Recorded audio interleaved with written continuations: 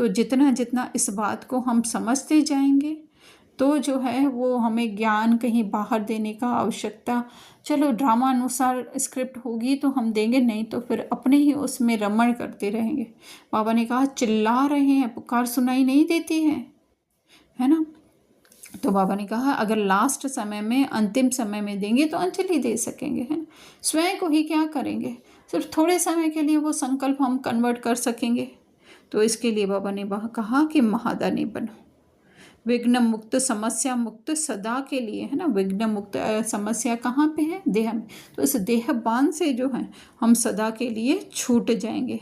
तो क्योंकि बाबा कह रहे हैं मेहनत अच्छी नहीं लगती, छोटी छोटी समस्याओं में पुरुषार्थ ही रहेंगे क्या, बाबा कह रहे हैं, है ना। तो ये देह के जो हैं वो छोटी छोटी समस्याएं, उसको, या आज मेरे बेटे की तबीयत ठीक नहीं है तो मैं योग लगा लूँ, आज घर में जो है पैसों की तंगी आ गई, बिजनेस में परेशानी आ गई तो मैं योग लगा लूँ, मेरा बिजनेस ठीक हो जाए, है ना।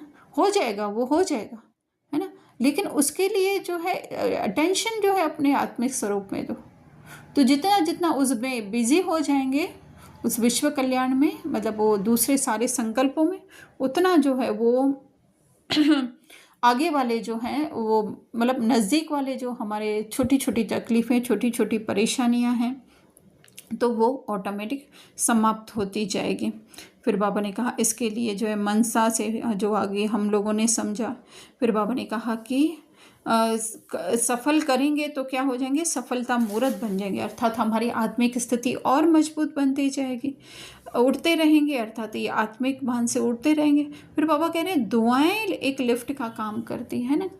दुआएं क्या है, जैसे हमने पहले भी समझा कि दूसरों को उस आत्मिक दृष्टि से देखना, या हम कहें कि अपने ही संकल्पों को हम एक दृष्टा होकर के देखें, तो वो एक्चुअली में दुआएं हो जाएंगी। या दूसरों को भी जब हम उसके रोल से डिटैच समझेंगे तो वो